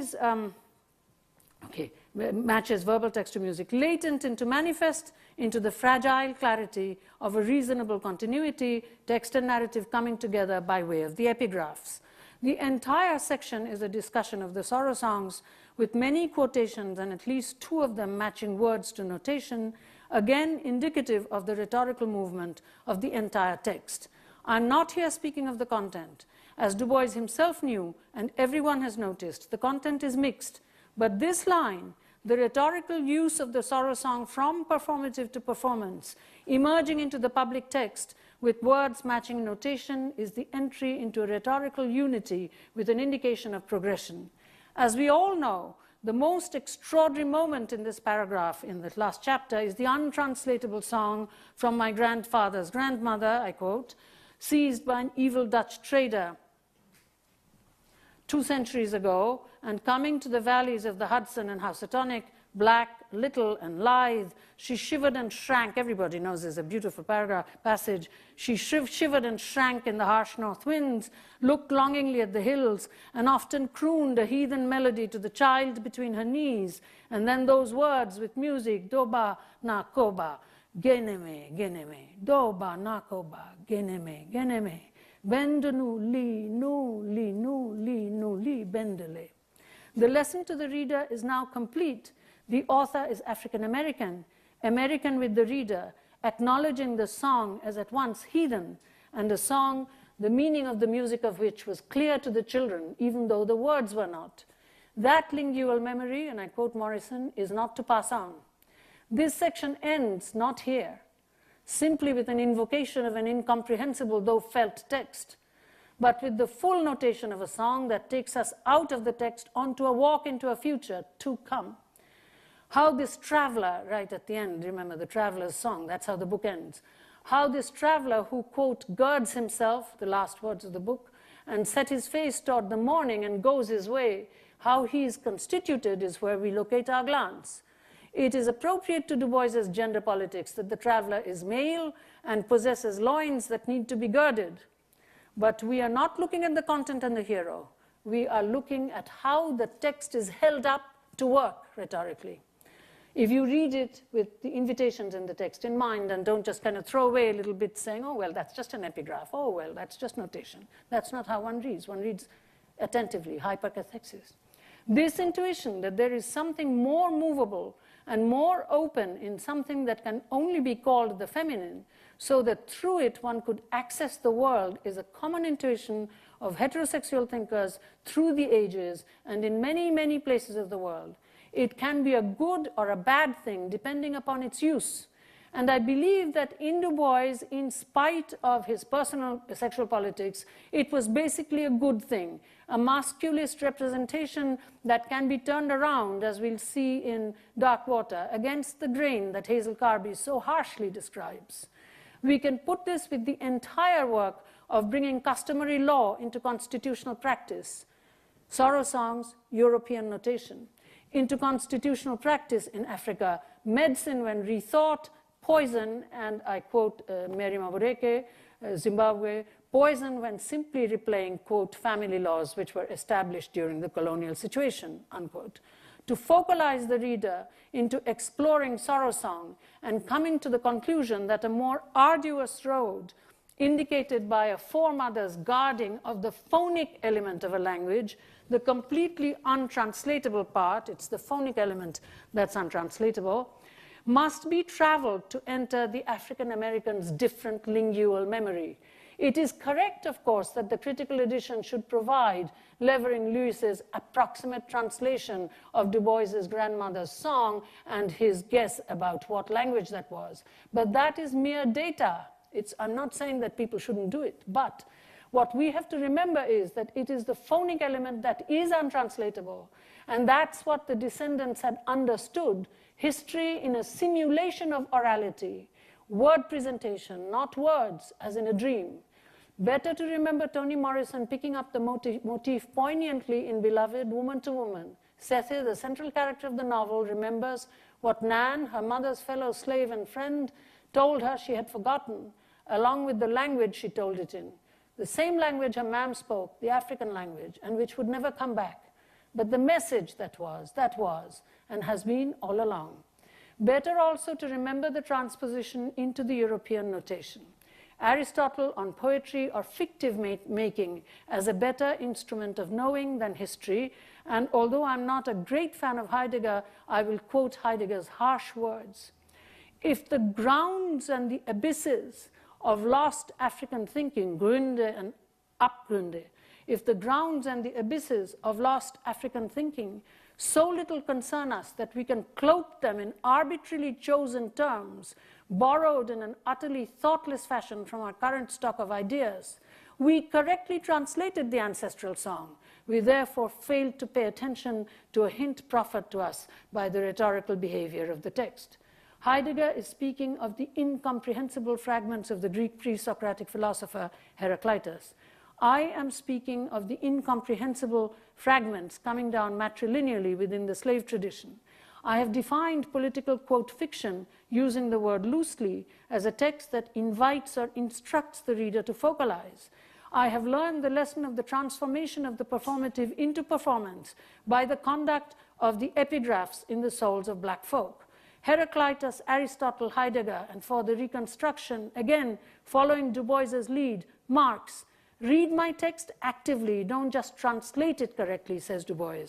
Here in that song and there in the reconstruction, he hears the subaltern speak. The personal is indeed political. We will not excuse his regrettable personal sexual politics, but we will not carry the accusation into a withholding of reading. We will go beyond substance into the rhetoricity of his rich work. And now a word about Darkwater, okay? Darkwater. I will say a few words now on a section of Darkwater, which is taken to be the sequel to the Souls. Here, Du Bois speaks reasonably and deliberately about women, and the situation is altogether different from the performative role of the almost submerged figure of woman in Souls. The entire book, with its alternation of reason writing and dream writing, should be considered in any extended treatment. It is also true that women are in the pores of Du Bois's writing. I'm going to go especially to chapter 7, The Damnation of Women, the very best known one. I remember 4 women of my boyhood. The chapter begins. In a few paragraphs, it moves to, and I'm asking you to look at how they become types, a typology. In a few paragraphs, it moves to grown up, I see the problem on these women transfused. In a few pages, we have 2 cusp figures, Mumbet and Mary Still. Then some, I quote, strong primitive types of Negro womanhood in America, Harriet Tubman and Sojourner Truth. After this, we have Phyllis Wheatley, whose poetry Du Bois's time-bound taste finds, I quote, trite, Kate Ferguson, Mary Shadd, and Louise de Morty, who are, quote, a finer type of a black woman, followed by those women who are noted for human sympathy, I quote again, and sacrifice, end of quote. What feminism has taught us, and I'm repeating myself, but I think it bears repeating, is that it is difficult to have sincere benevolence toward unidentified women if one's personal practice treats them as premeditated objects of the man for a certain refined, quote, use. In this sincere effort by Du Bois, what we see is the preponderance of the figure of the mother in a way that Assia Jabbar has clarified in her wonderful essay, Forbidden Gaze, Severed Sound. Indeed, the entire section is built upon a full acceptance of reproductive heteronormativity as the motor of the argument. Now, 2 things I want to say. On the first day, I said to Skip that this is to be understood because of the matrilineal historicity of slavery, because of the way in which the sexual part of slavery was conducted through rape. And I said that I would read the Alfred Gray, so that one doesn't just kind of dismiss this as, oh, Du Bois is not being a feminist. The speech in Tallapoosa County, Alabama, by a man named Alfred Gray, it showed the character of the movement of Reconstruction. Gray was speaking at a meeting on the eve of elections for the state constitution, which were to take place on February 4th, 1868. I quote, "The Constitution, I came here to talk for 1868. I came here to talk for it. If I get killed, I will talk for it. I afraid to fight the white man for my rights? No. I may go to hell, my home is hell, but the white man shall go there with me. My father, God damn his soul to hell, had 300 niggers, and his son sold me for $1,000. Was this right? No. I feel the damned spirit of damnation in me and will fight for our rights until every rascal who chased niggers with hounds is in hell. Remember the 4th of February. We'll fight until we die, or we'll carry this Constitution." Now, in this kind of a situation, the fact that it is the mother who becomes the motor of the argument is historically not only acceptable, we must learn to understand, to distinguish this from the textuality of what Assia Jabbar is describing.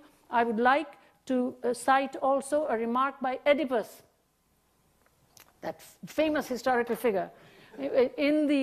As he comes out, it's very unlike Greek tragedy, right? He comes out with his eyes popped off. And I'll tell you that this is my personal translation, because you go through the English translations and you will see people have not understood why.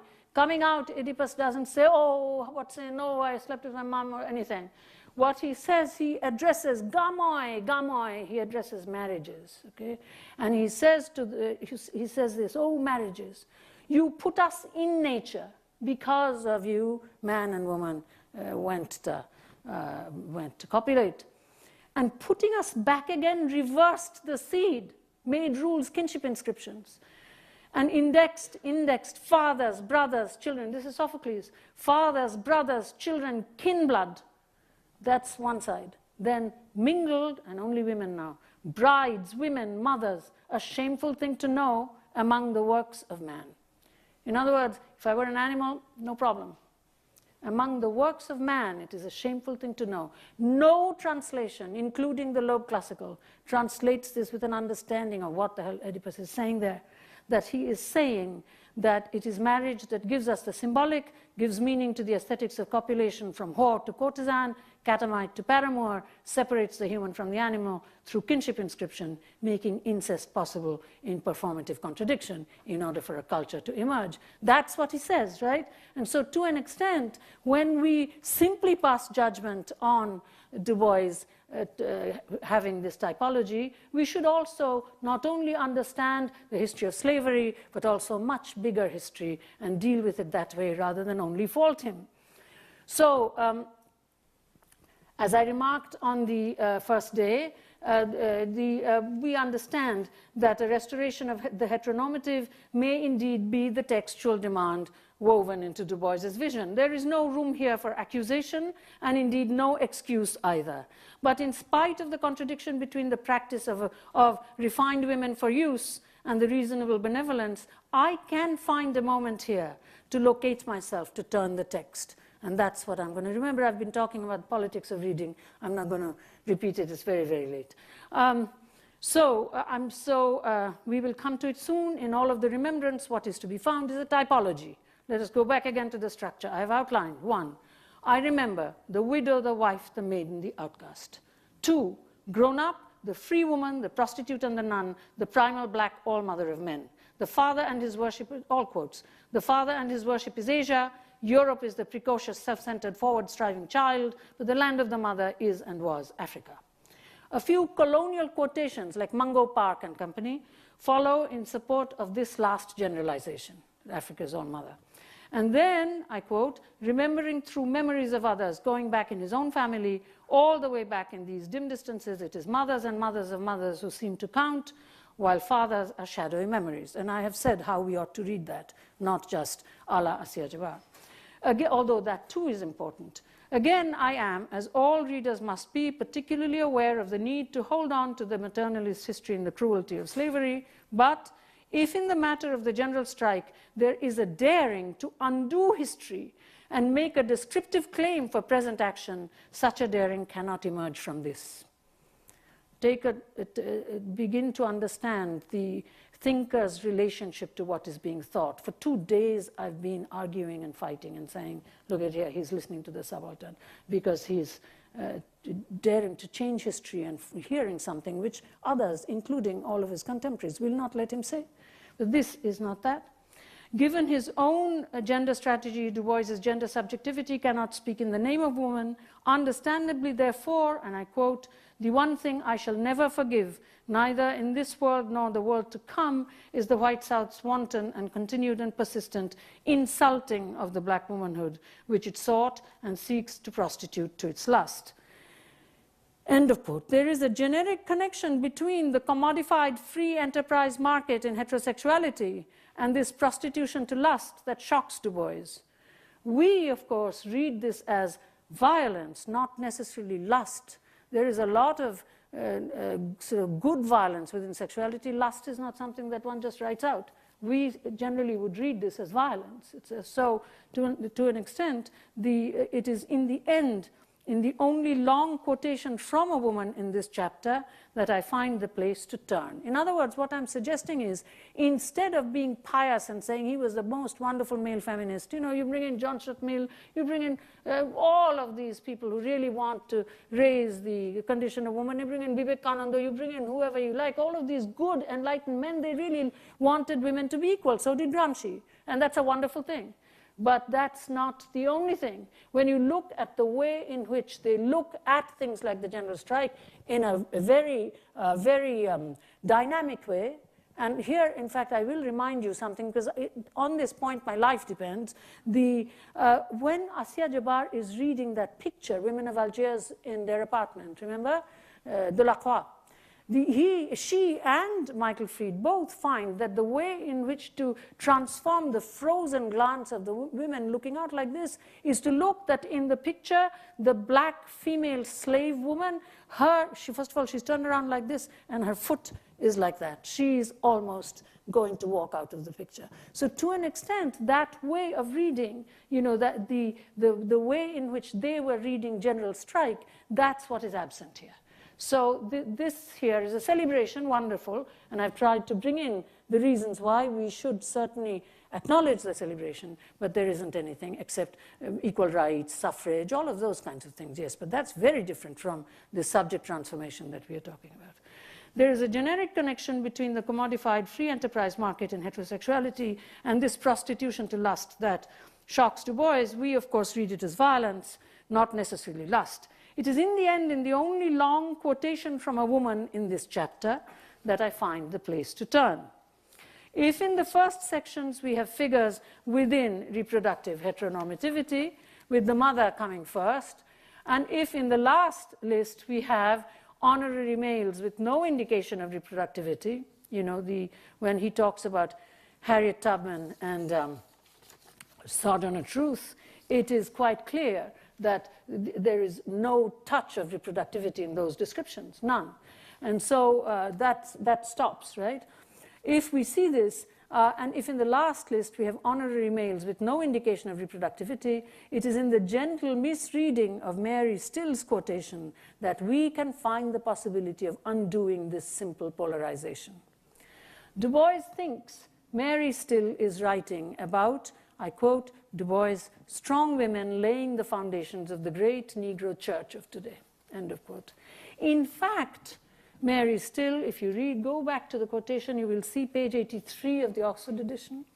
She's using the church as a metaphor and an instrument. I'm not saying she's not a religious person.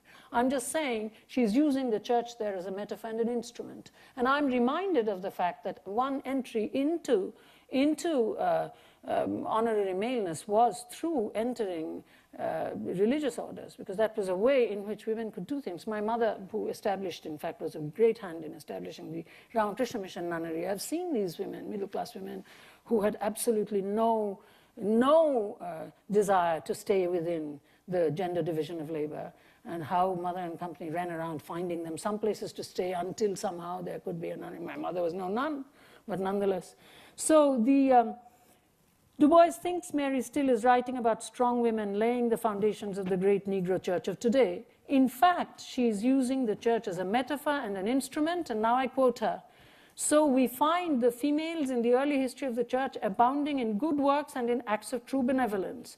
In fact, if you look at the entire paragraph, this is made even clearer, I quote, but the labors of these women stopped not here, for they knew well that they were subject to affliction and death. For the purpose of mutual aid, they banded themselves together in society capacity, that they might be better able to administer to each other's sufferings and to soften their own pillows.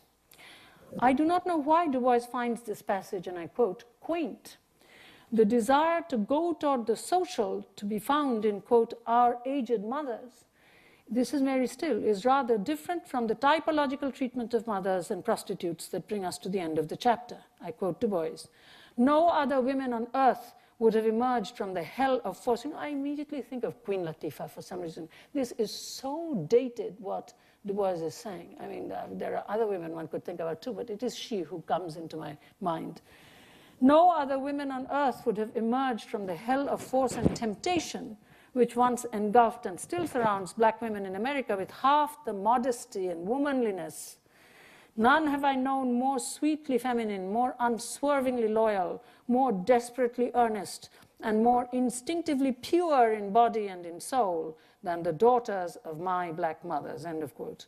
Fine words, but extremely dated, with no dream opening toward the future that the word affliction and deaths and banding in society capacity, Mary Still's phrase, possesses.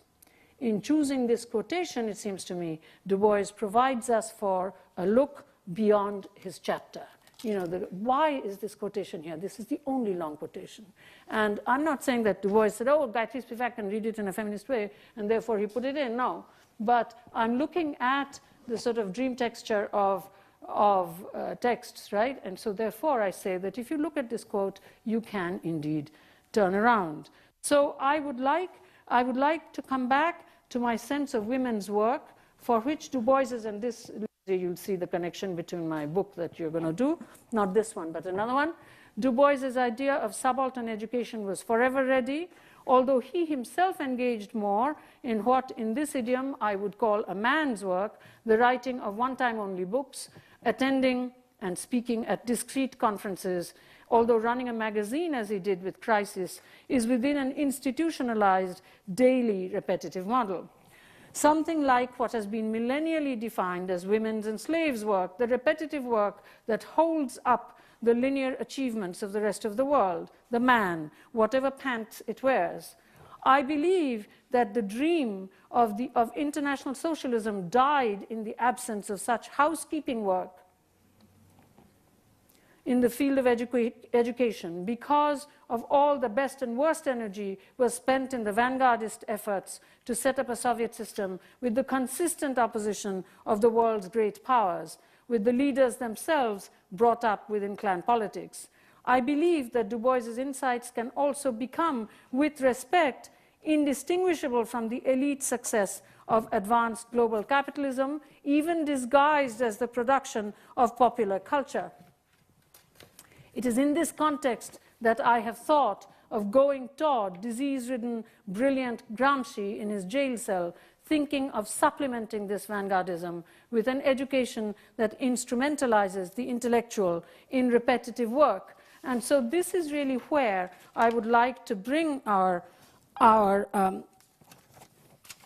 lecture to an end, our 3 lectures. This Gramsci's idea of intellectual labor is also a follow-up of what the workers win after a successful general strike and move from freedom from to freedom to. In neither Du Bois nor Gramsci does this intellectual labor rely on content, on leadership, or yet on identitarian excitations. It is the building of souls.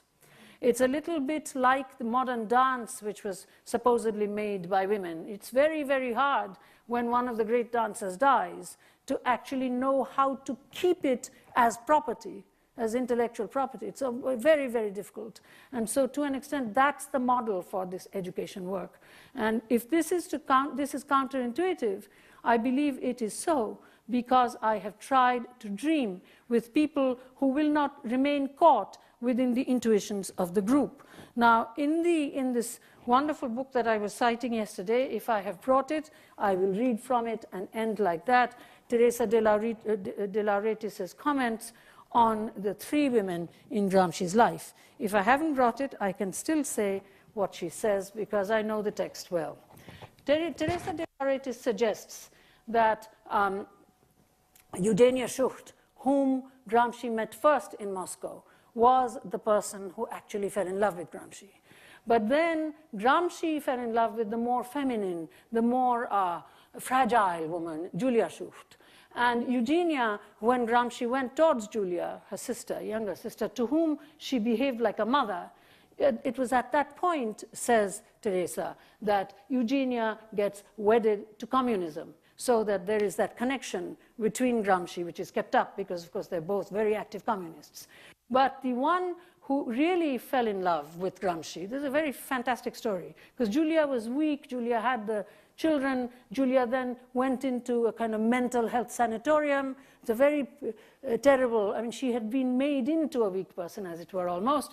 But the one who really earned the kind of wifely responsibility role was Tatiana Schucht, of course, the third wife, the third sister, who went into the jail and made it possible for the notebooks to be brought in so that Gramsci could write the notebooks, made it possible for Paolo Sraffa, Julia herself, her letters to come in while Gramsci was within her letters. The Einaudi has now a big volume. Within her letters, you will find Julia's letters embedded and so on. This is the one who read. Now, I would like to dedicate these series of lectures to Tatiana Schucht, who died in 1943 in Kyrgyzstan, because of course she was working for what Gregory Massel has called the surrogate proletariat, because the Soviet Union found that it was much easier to change the women in Central Asia, so they are called the surrogate proletariat, women in Central Asia, right? That's where Tatiana was when she died in 1943. Then in 1973, Shirley Graham died. Shirley Graham was also a person who finally, after Du Bois's death, wrote to say that, you know, people should, she was Du Bois's wife, right? Wrote to say that people should acknowledge that she had herself been a militant for a long time and she wasn't just Du Bois's shadow. I must say that Herbert Aptheker has quite solidly supported this, and so she died in 1973. And then Julia Schucht, after so many years in a sanatorium, in that sanatorium, so-called mentally incapable, quietly and miserably dies in 1980.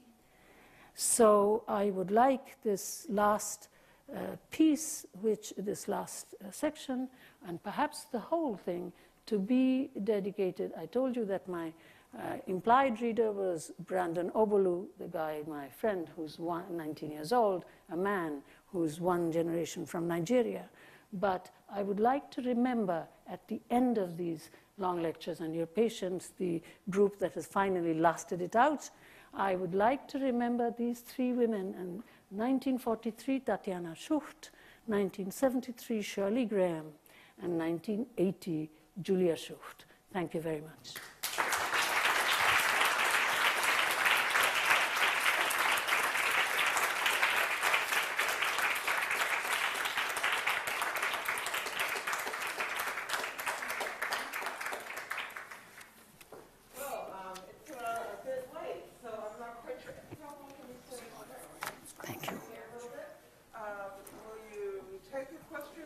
I can take anything, but I mean, do you folks want to hang around?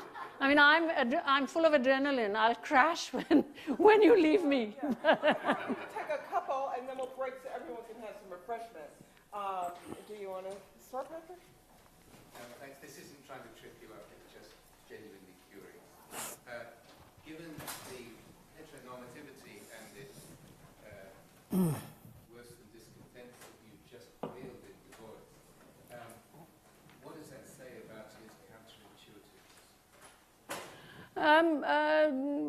Nothing. Because I don't think, I mean, Marx was a very counterintuitive thinker, but as that spy said, you know, he would like drink and lie completely drunk on the sofa, and he was having an affair with the maid, and then he would get up, he would shake his head, I said this yesterday, and go to the British Museum, G7, remember we all wanted to sit in that seat, and so on. So that ain't a man who in his personal life was a picture of counterintuitive thinking. So it seems to me that it is possible. I can't think of anybody. Perhaps it's because I'm not, unlike Carlyle, I'm not a hero worshipper. I remember once Cornel West at Wesleyan, I said this story at the dinner the other night. You know, he's at Wesleyan, it's in the 80s, I was a fellow, and someone was talking, so Cornel said, you're a clone of, was it Pocock or Thomas Kuhn or someone. And so somebody asked Cornel, whose clone are you? And Cornel says, Jesus Christ. You know? So I suppose there may be people who are fully counterintuitive. It's just not been my good fortune to encounter them. So.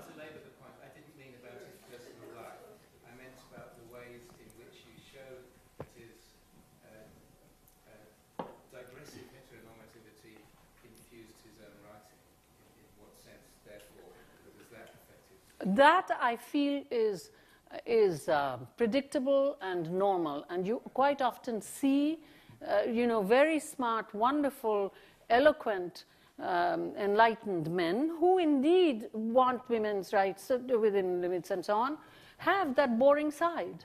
So, you know, I have tried to read it with charity. I was very moved by this epigraph stuff. Didn't set out. I've been teaching Du Bois for a long time, and I was very moved by this, that's the way it moved. You know, that's how the reader performs the text as he reads. So it seems to me that it emerges it emerges, it's possible. And because no one is just all, but historically, I don't think I find, so he talks about women's rights and women's health. Wonderful. Thank you. I congratulate you. I'm with you. That's not really the problem. It's like, you know, everybody at home, like, remember I said the feudal element? They're giving speeches so that everybody, all the poor, terrible, the benevolent feudal lords, it's one of them who closed my early schools. So, yeah, sure, it's a wonderful thing. I'm with him. I admire him. He could have been just terribly sexist and horrible. I don't think it's possible to be intelligent and be just completely, although Gandhi, I must say, is, let's not go there. So, you know, I hope, although somewhat incoherently, I gave an answer to your question. So, did I not? More coherent question. Well, okay, now, who hasn't spoken any of these days? So you want to recognize? Go ahead. Go ahead. That's a good idea.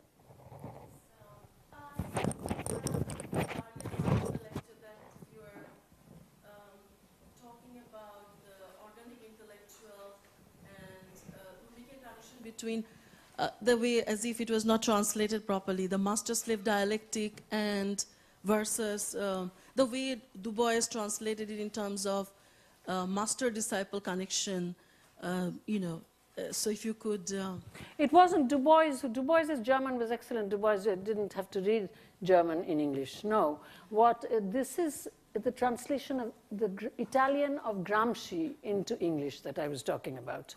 What I was saying was that the intellectual was, had to learn from below in order to work at thinking subaltern intellectuality. You cannot go in with an idea. You see, this is a very common thing. You take some middle-class person with you into this kind of effort. They already know exactly what they are going to do and what they're going to find. I was a little like that when I began. You know, I was thinking of freedom of thinking and write me a letter and write this and that. Very quickly I realized that these were assumptions that could not be made about this group that I was working with. And so that's what Gramsci is talking about, that the intellectual, it's got not the organic intellectual, but the new intellectual, says Gramsci, should in fact, I mean, not all, it didn't happen, should in fact, I mean, the description, I mean, on both days my stuff has been described, but after all what I do is private sector voluntarism, it's nothing. So politically, what is it? Nothing. So, as I say, I put it in because there wasn't enough in my bio. But no, so I wasn't talking about the organic intellectual, nor was I talking about Du Bois. I was talking about Gramsci. But you also said, if I may follow up a little bit, that the solution is not possible because of the double bind. So I was suggesting that... You haven't been here the last 2 days, have you? No. No. See, because I spent so much time the last 2 days talking about the impossibility, but nonetheless to continue, etc., that I think I would like to hear some other questions as well. But thank you. We'll talk about it later. Yeah. So I wanted to take it a step further from where we were yesterday. Yeah. With the question of the dream. And because now I see that, or I think that it's a subset of a broader theme, which is how one thinks of or how one conceives of a future orientation.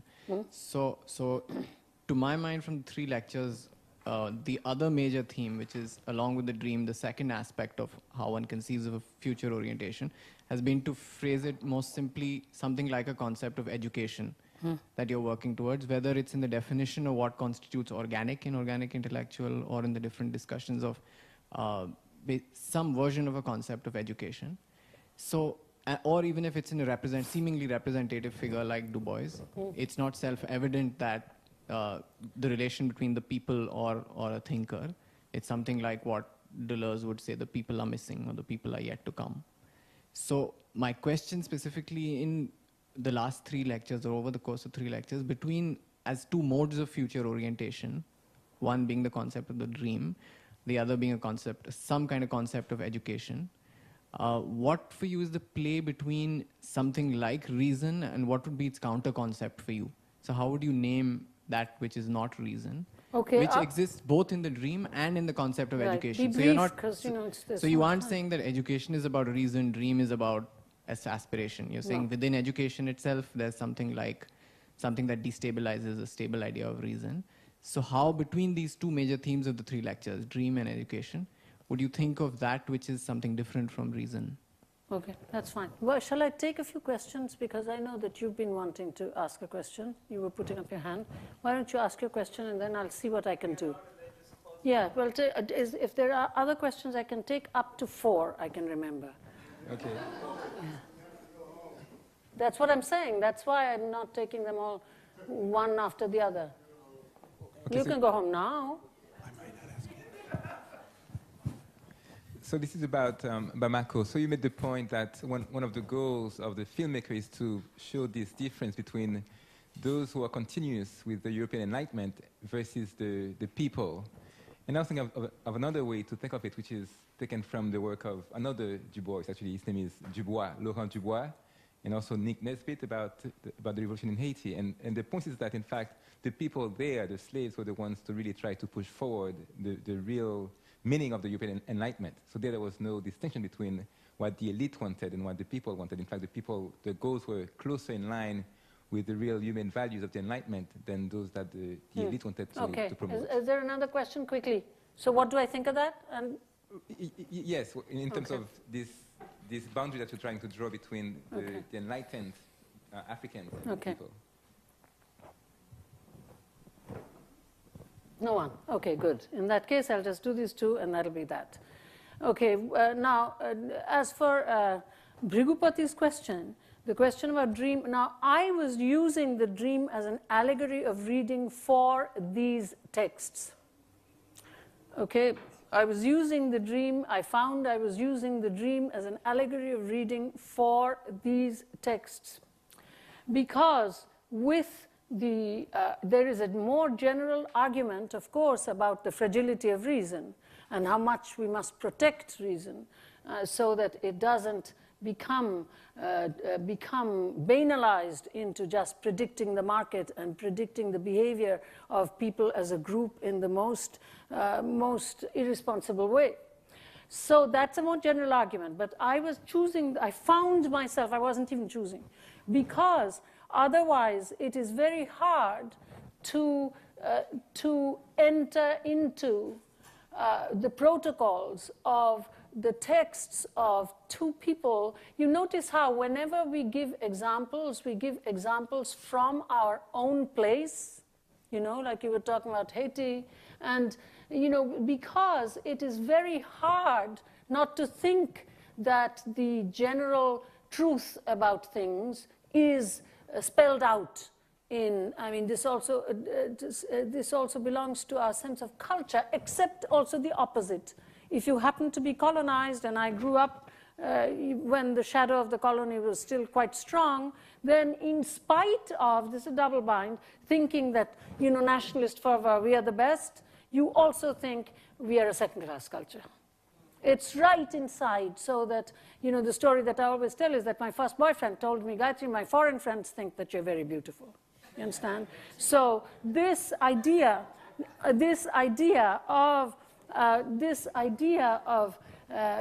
coming into finding in the lineaments of one's own culture, so that as an Indian, I will endlessly talk about Dark Princess and Lala Lajpat Rai.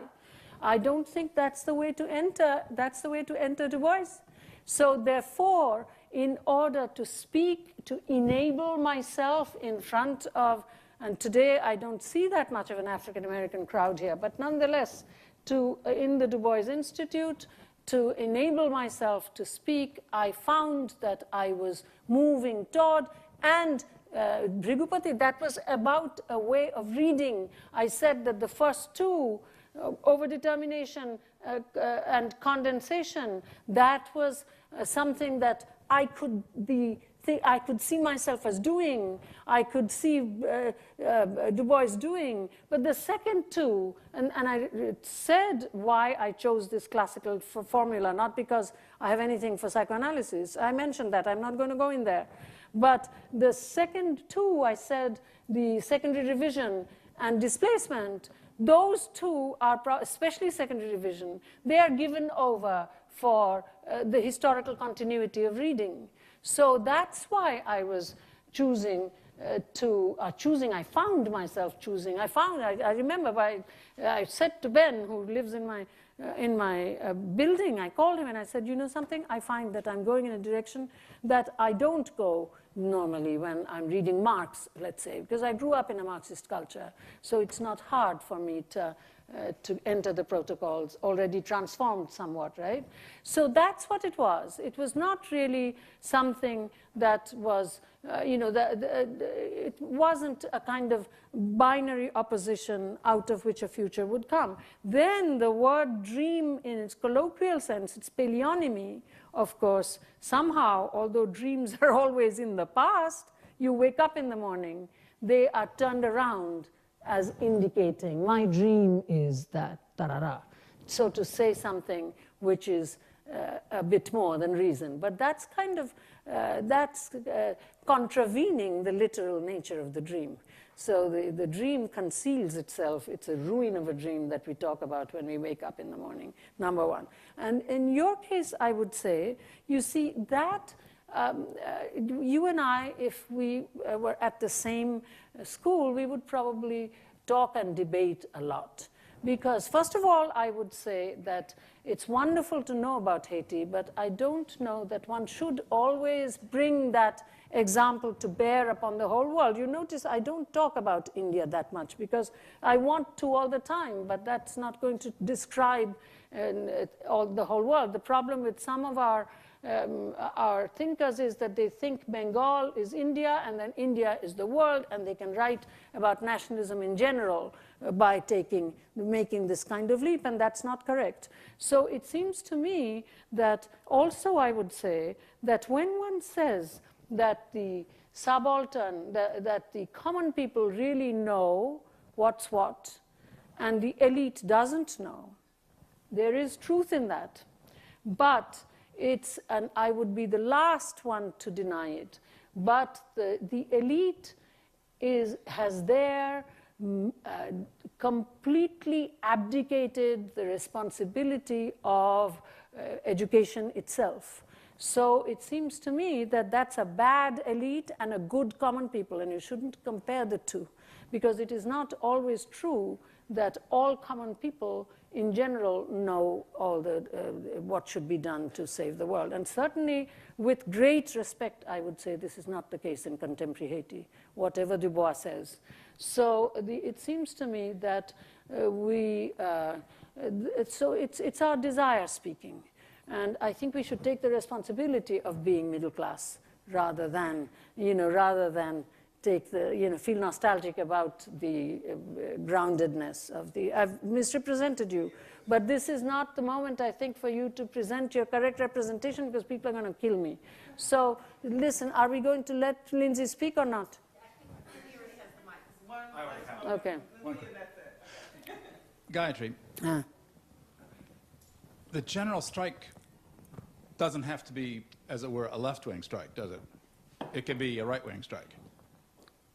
And in a way, that's what I feel the possibility in America right now is a kind of a right-wing strike, and it feels like it's more possible for there to be intellectuals in the right who will know how to not be the vanguard, but they'll be the people who will pick up ideas and help push them like a ball that gets pushed at a baseball. Oh, yeah, I mean, the Reagan Revolution, of course. I mean, remember when That's what's most likely to happen. Sure, revolutions can be anything. Remember that time that, Reagan and Thatcher were both making their inaugural speeches? They both described themselves as a worker. So, I mean, this is a free country. You use your words as you like. What I was trying to think about was the general strike as such. I mean, there's a university. I was looking at the history of the phrase. It was defined within the left. Anybody can generally strike, I mean, I hear this all the time. They're deconstructively playing away madly, I mean, so, sure, the energy, the best lack all conviction. The worst are full of passionate, whatever. What is it they're full of? Passionate what? Intensity. Huh? There you go. But.